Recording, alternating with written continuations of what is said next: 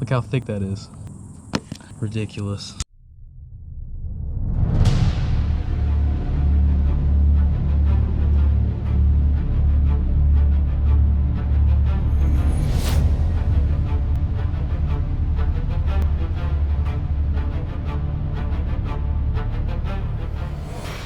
This thing is really cool. It's a 1955 Plymouth two-door wagon. I'm not sure if it's the Savoy or the Belvedere. I have the title, but on the title it just says 55 Plymouth two-door wagon. So good news about this car is I do have a windshield. All the glass except for the driver is cracked, and it does have a fair amount of rust. Somebody was doing body work on it, so there's rust in the rockers. We'll go ahead and check out the inside of it. Oh yeah, this thing is sweet. It has a lot of rust. Whenever I went and looked at it, I looked inside the glove box and opened it, looked for a second, and I wanted to get it on video recording because looks like there's some cool paperwork in there. A lot of rat poop. But this was a California car, so you got a map of Los Angeles.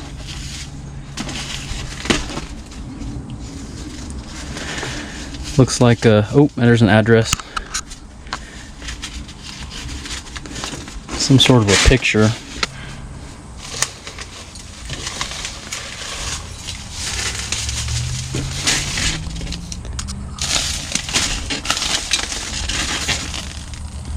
Looks like they took this thing road tripping. There's all kinds of maps. Utah.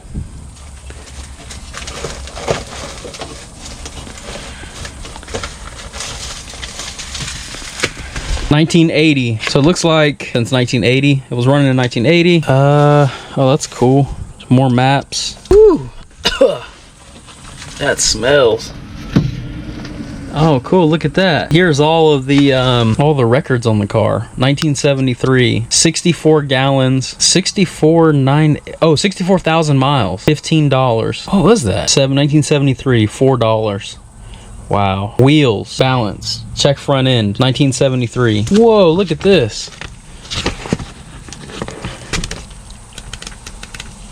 There's a whole freaking log from 73 all the way to 1980. Looks like need oil seal, disconnect battery, add water. Oh, look at that.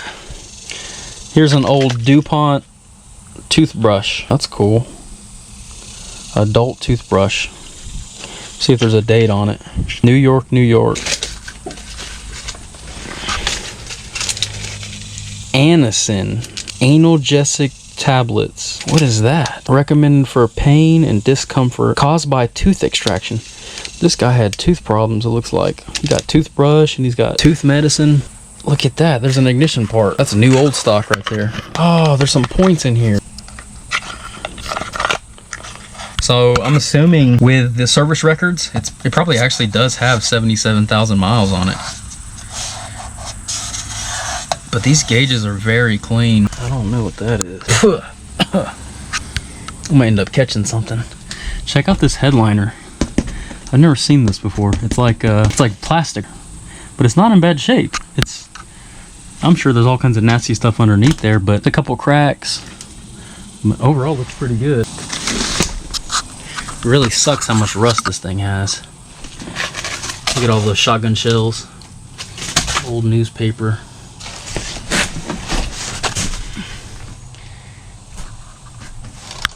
Oh, this is a lot of rat crap. Look at that. Ugh. Look. An old sardine can, Norway. The original jack. Look at that tire pump. Look at that air pump. I gotta go check that out. It's got a hitch on it. You can pull the boat or the camper. Oh, the smell is terrible.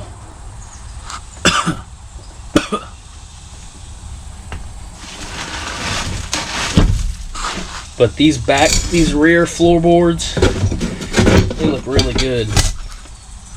Look at that. This is an old... What? No way! Look, it still works. And I was trying to put a date on this thing to figure out how long it's been. But I was trying to put a date on this thing when the last time it was going. And it looks like the odometer reads 77,000 miles. And on this paperwork right here, It looks like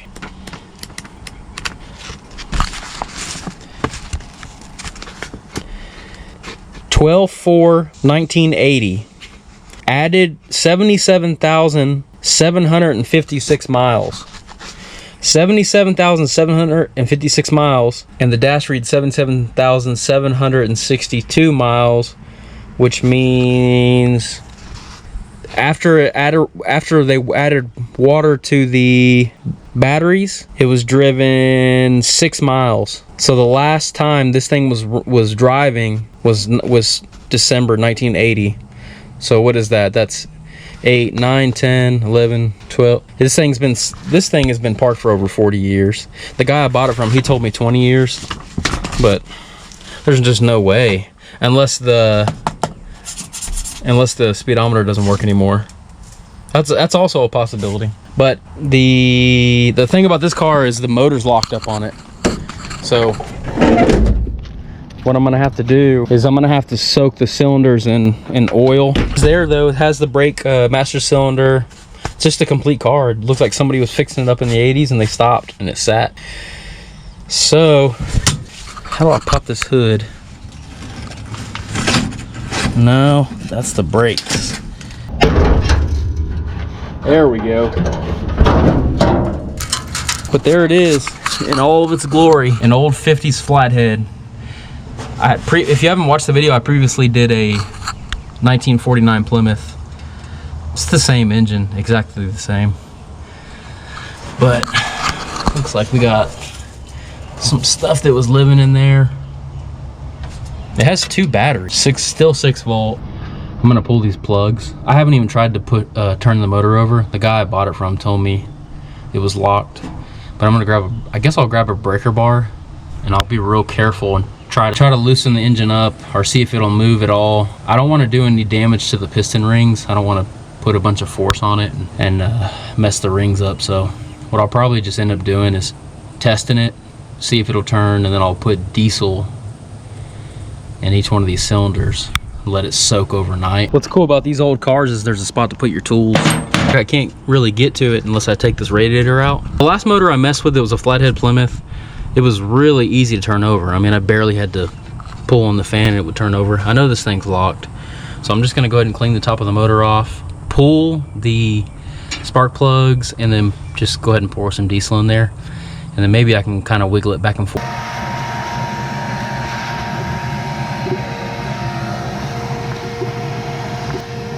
I know for a fact this thing will run. It's a flathead 6-cylinder. As long as I can get it to free up. Ooh. That's rusty. Plug doesn't look bad. So I'm about 95% positive that the only reason this thing is locked up is due to rust. I'm pretty sure that it wasn't like a catastrophic failure or overheated or anything like that, but it is pretty rusty in there. Let me see if I can put my flashlight on there. I think we'll see. I'm gonna go ahead and pour some diesel in there. I might as well go ahead and check the oil too. Make sure there's no water in it. That would give us a good indication. See, look, the oil looks new. It smells super old, but it looks really new. It didn't have a blown head gasket when they parked it. Oh shit. Oops.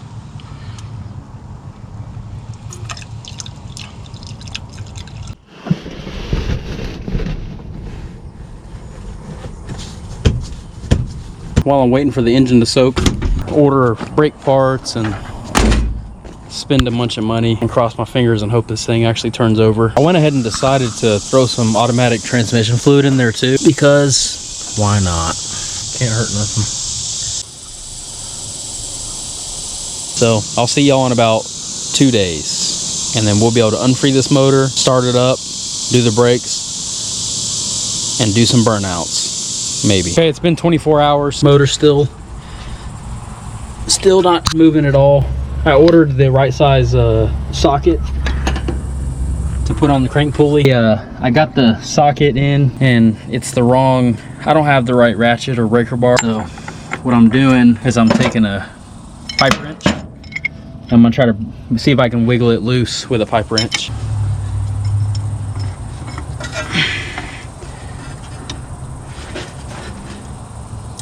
Ah. It's moving.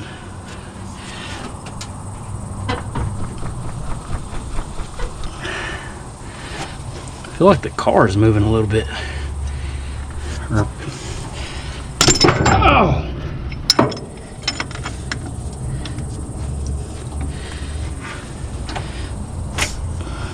See it?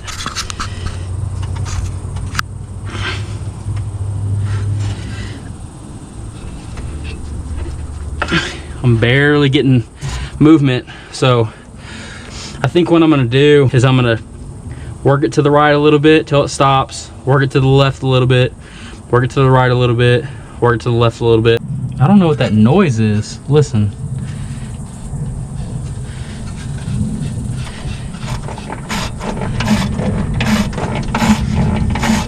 What could that noise be? Well, this baby, it's free now. There was just a little bit of a ridge, barely a ridge on there. See, this one's a really good example. You can see it pretty clear. You got your intake and your exhaust valve. Look how bad they look though. That's just dirty, dirty, dirty. Opens. That's your exhaust. Intake opens.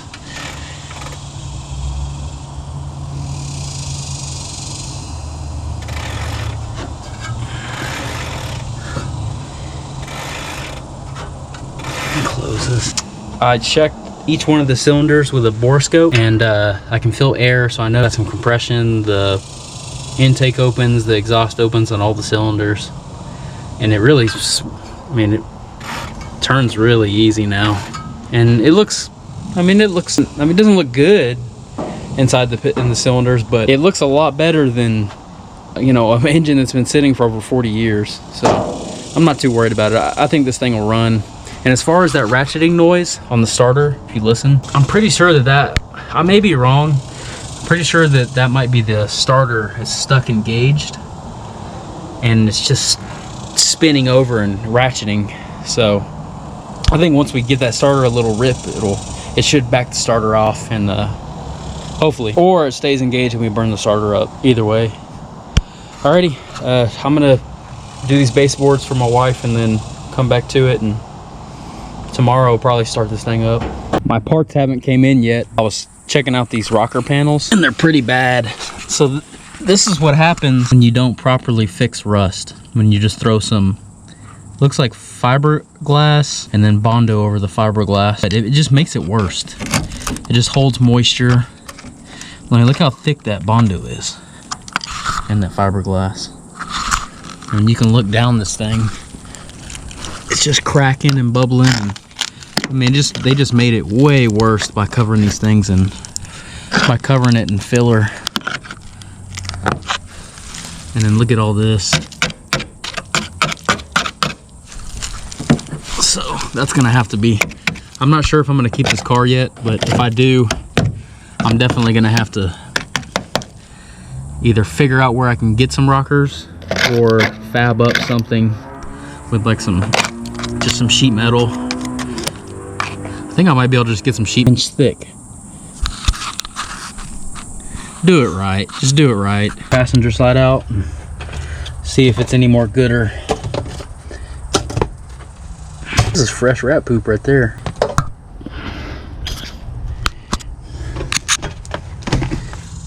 Oh man. Oh man. Golly, dude. This is ridiculous.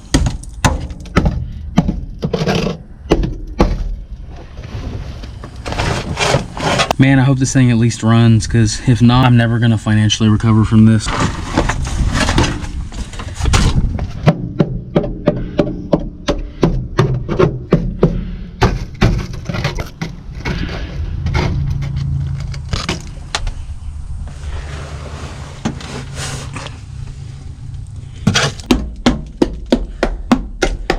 Okay, this side is not as near as bad.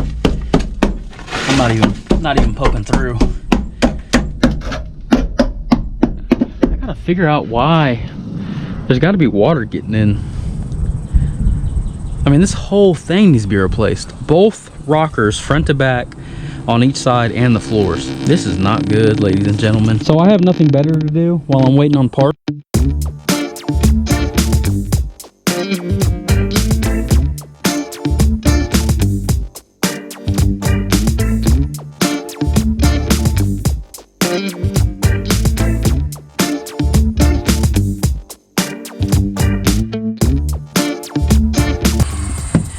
Either end, it has these little glove compartment boxes. Look how bad that is. It's just rat nest.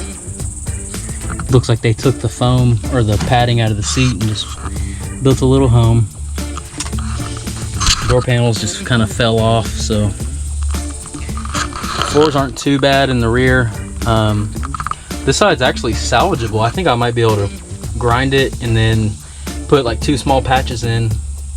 This side, there's a couple small holes in that right there. This side, probably just the whole floor needs to come out. I mean, I'm able to step on it and stand on it, but I know under the seat already. All right. Yeah. Something's been living in there. Okay, I'm not gonna burden y'all with a time lapse of this. What I'll do is I'll use magic and I'll snap my fingers and it'll be all done. Okay. See, wasn't that easy? It only takes 0.7 seconds to clean a turd infested floorboard. I'm gonna go grab some bleach because I'm already starting to feel a little sick. Okay, now what you want to do is you want to get rid of all those viruses from all the mice and rats. So take you some bleach, a little bit of water, mix it into a spray bottle, and then just gingerly squirt it on there.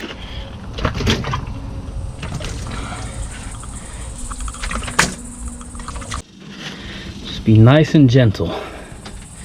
There we go. Perfect. Just to give you an idea of how well this bleach works on this vinyl, look at that. Look at the bottom and look at the top where I splashed it. So just as I was about to call it quits for the day, I got some parts that came in from Rock Auto. We got spark plug wires. We got, I think that's a cap, spark plugs, brake hoses. I love popping these things.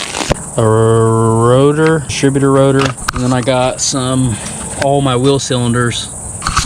On these old Plymouths, they have 2 wheel cylinders per wheel on the front. They have 1 on the top and 1 on the bottom. So there's 4 wheel cylinders in there. And then, so I should be able to get it started today. I'm gonna go ahead and put this radiator in, but just out of curiosity, I want to see what's inside of this fuel bowl. Ooh. How is there still gas in this?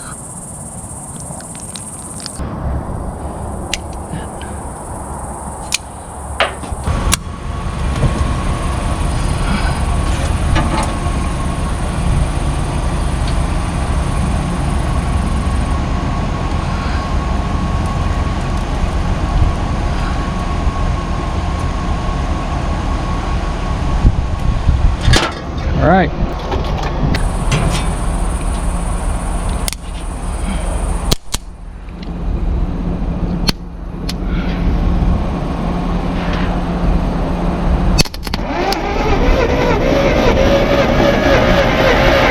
She's turning. Now I need to get power to the coil. So I need to run a power wire from here to here.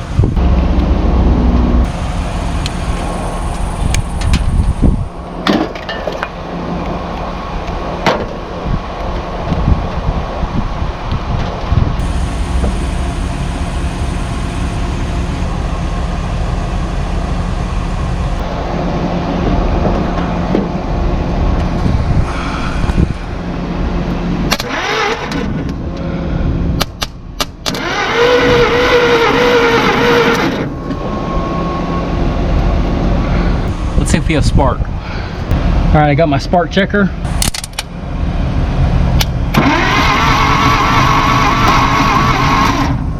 No spark.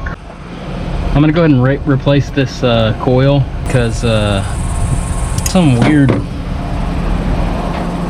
deal that slides in there. I think I'm getting I don't think I'm getting connection, so I'm gonna put this coil on there. So what I need to do now, I'm pretty sure that it's just the points are dirty. So what I'm gonna need to do is just clean the points.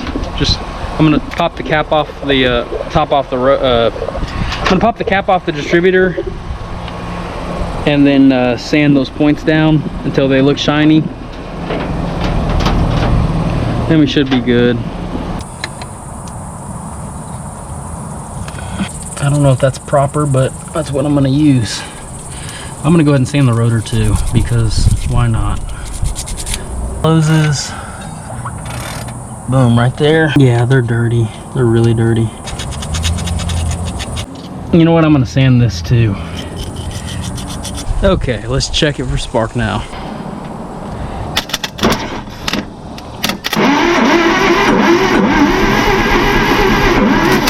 Yep, we got spark. It's already starting to turn over too.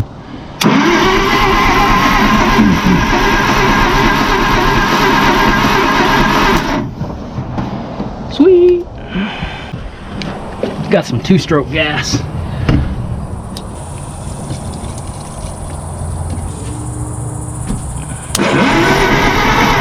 Okay, I'm gonna check my firing order just in case. I've been down that road before, so my firing order is 153624.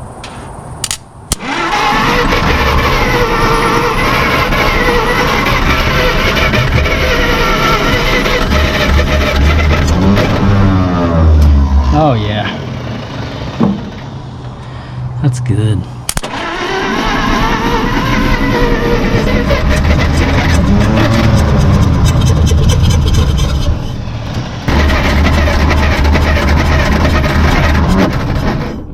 Oops. Alrighty, so this morning I pulled the spark plugs out and I went ahead and turned the motor over about 15-20 times and let all of the rest of that transmission fluid blow out of it. And I went ahead and checked my spark plug gap. I didn't even check it initially and it was way off. It was too far open. And I looked up online on some websites. There's a group, a P15 group, and it said to do it at 0.28, the gap. So I regapped all of them. My camera died. I actually got it to fire up and it was blowing a bunch of smoke, burning off all that transmission fluid. So now I got a little bit of charge on my camera. I'm gonna attempt to turn it over again and see if I can get it to run for a little. I'm gonna try to fill this bowl up again. Looks like it still has some in it, but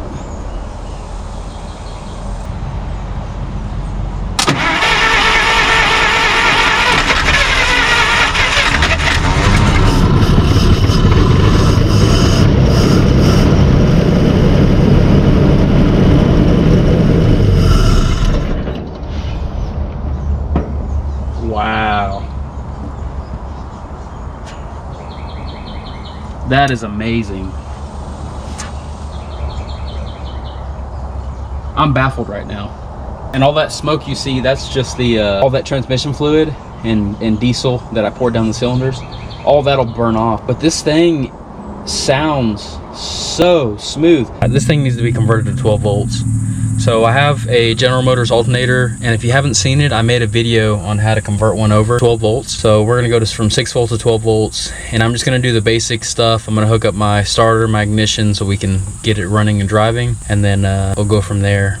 So I'll basically just put my new ignition switch in, and then I'll install my alternator. I know that that's, I'm doing that way early, because I still don't even know if the trans works and all that, but anyways, we'll go from there.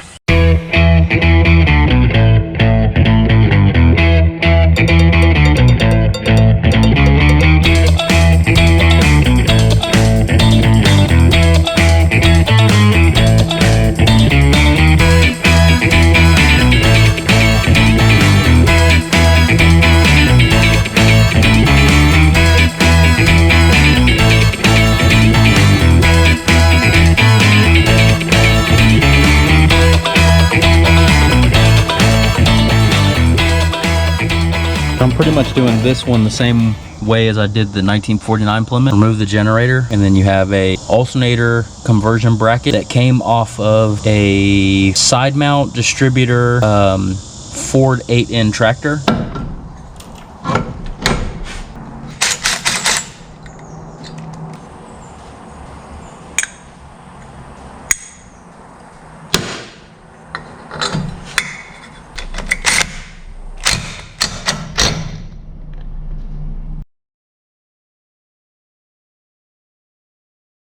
Alternator installation went pretty smooth, and you can see I got it wired up. You got constant power, you got your ignition, then you have your constant power to your battery. And I went ahead and moved the ground cable straight to the alternator. What I'll do is I'll probably run another ground cable off of it to the body. Our fuse panel's mounted. Wiring's not the prettiest. I'll end up having to put some wire sheathing over it. But next step is gonna be the fuel system. So we'll see what that entails to get that. I think I'm just gonna go ahead and drop the whole tank.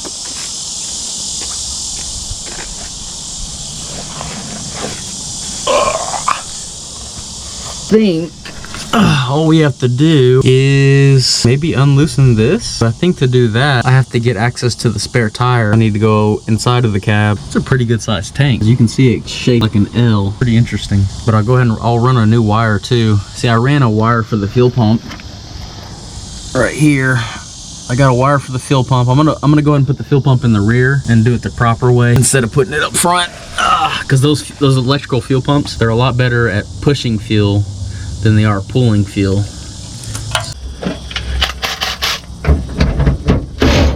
Get that.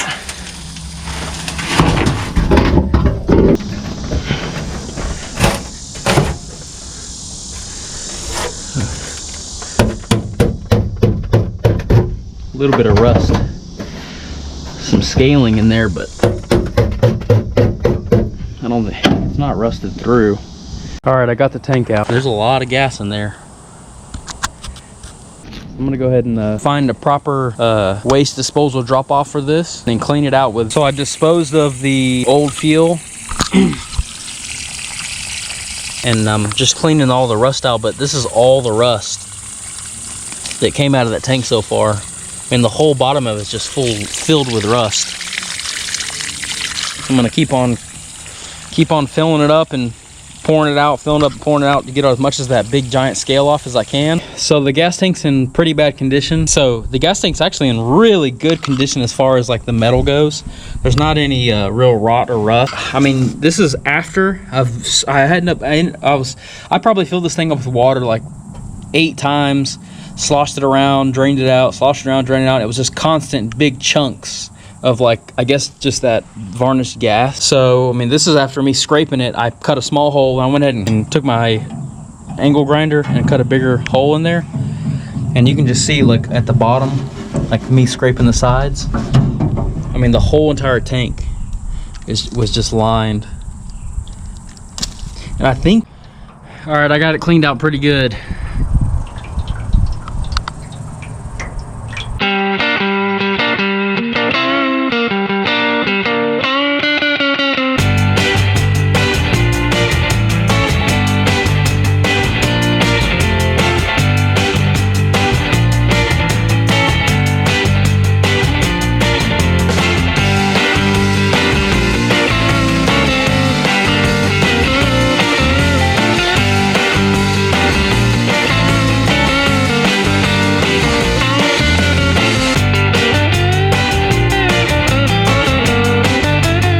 So I got the gas tank all welded up, and what I did was I welded it all the way around. I grinded down the weld, and there was just a couple small tiny pinholes that I couldn't tell if they were gonna leak or not. So what I went ahead and did is, after I grinded all the welds down, I took a whole bottle of JB Weld, the real, I don't know where the bottle is, but the real like heavy duty stuff comes in like the little squirt pack, and I smeared it all the way around, let that dry overnight, a rust primer, and then on the bottom side I used a black. So whenever I was taking the gas tank strap off, I broke it because this is corroded on there, this nut. So what I'm going to do is I'm going to put some PB Blaster on there. I'm going to break this loose and pull it out of the stud, and I'm going to weld this back.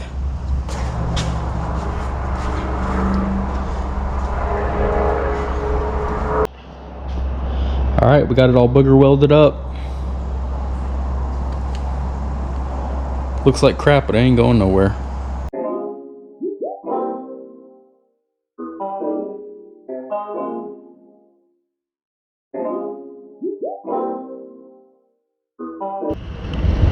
All right, guys, I took the good battery out of my pickup truck and I put it in the car, and I took a dead battery, and I'm having my truck run, so sorry about the noise, just so I can charge that battery up.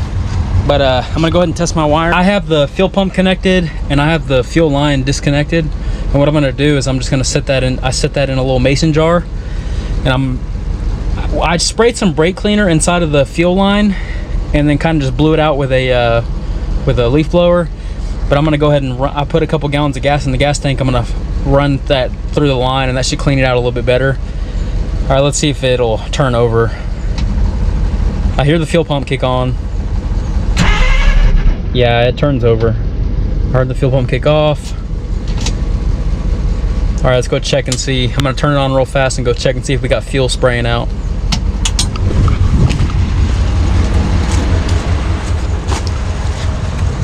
Yep, it's already overflowing. All right. Okay, so the fuel pump's working. It's already overflowing the little mason jar. So, oh, and I just knocked it over all over the ground. Fantastic. Oh!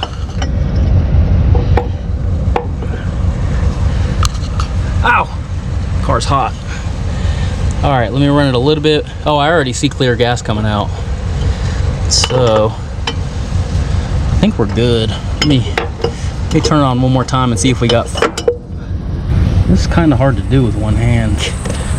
That filled up really fast too. So I know we got good fuel pressure. All right. I'm gonna leave it running for a second.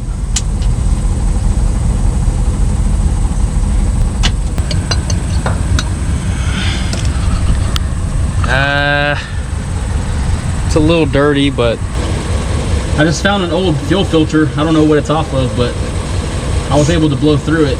Probably just gonna end up replacing that fuel filter as soon as I start it up for a little bit, because I know that there's probably some junk in the line. I just don't want anything to get into the carburetor for the time being, and I also don't want to junk up a brand new fuel filter. All right, I'm gonna go ahead and I'm gonna prime the carburetor, and I'm gonna check for leaks before I fire it up.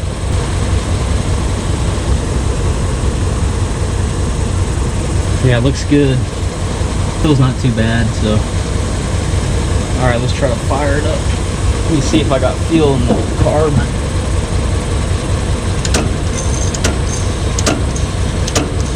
Yeah, it's got fuel. Let's see what happens.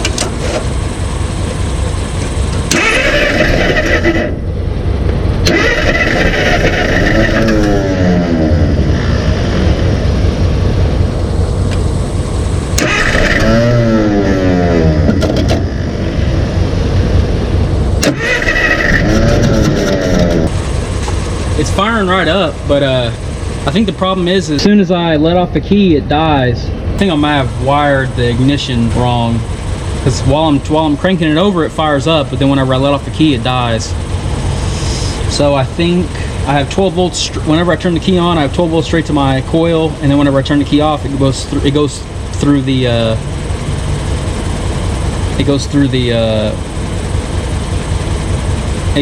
ballast and brings it down to 6 volts. For some reason it kept popping the fuse to the ignition. So what I had to do was I ran it straight from the fuse to the ignition ballast, so it reduces it down to 6 volts. And I took off I cut the wire going to the starter solenoid that sends power straight to the coil with 12 volts.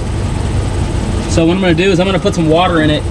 I got it to pop off with the key. I'm going to put some water in it.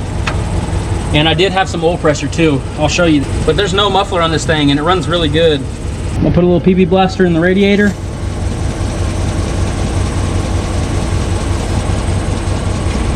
Oh wow, the fan shroud broke. That sucks.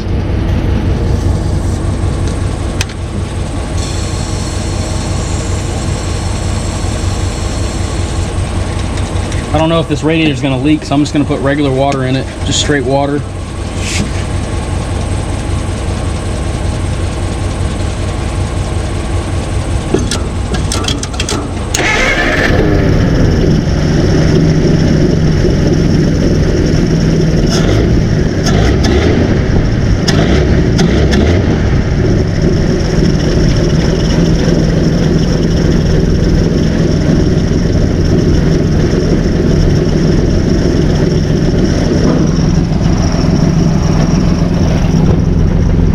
Smoking a little bit.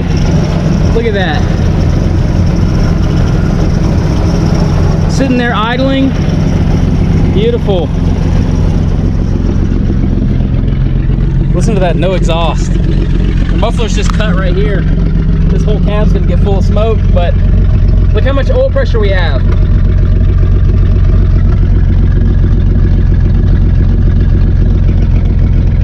That's insane. I'm gonna wait and see if this temp gauge goes up any. We don't have much gas, so.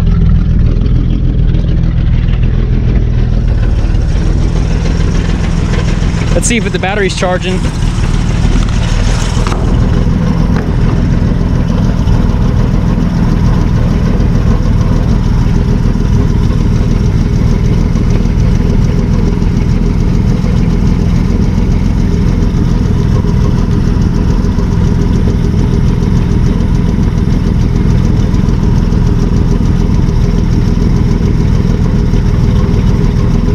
Yeah, the battery's charging.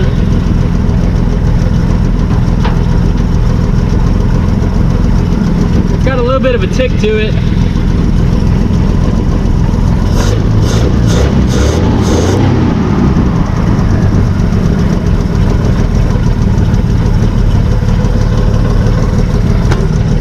Yeah, it's ticking just a little bit. I really need to change the oil.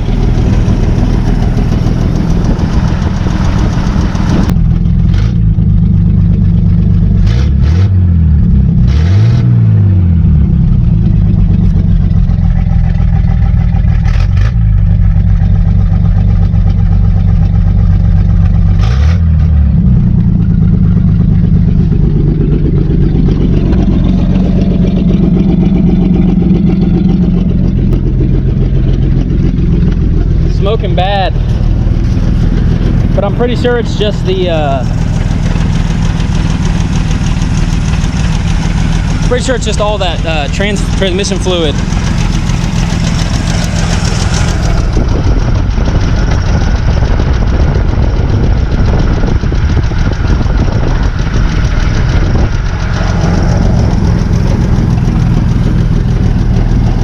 Yeah, it's clattering pretty bad. Okay, so I've been running it for a little while and the knocking is starting to go away, but it's still smoking a little bit. The next step is I'm gonna have to put brakes, tires, and then I'm gonna go and put an exhaust on it. Starts up pretty good.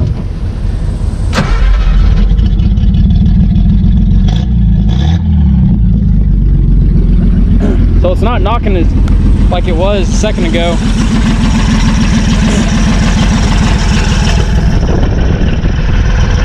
I think now it's just kind of an exhaust leak.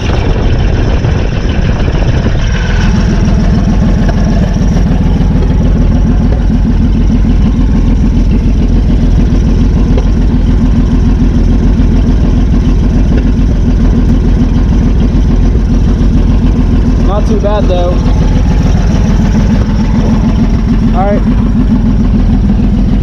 I gotta go back to work and make some money, and then I'm gonna come back and do the brakes. See if I can get this thing tuned a little bit.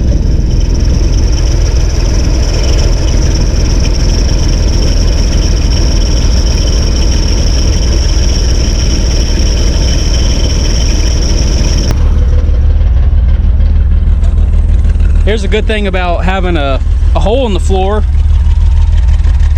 I was able to just slide a muffler on there. That way it's not so loud.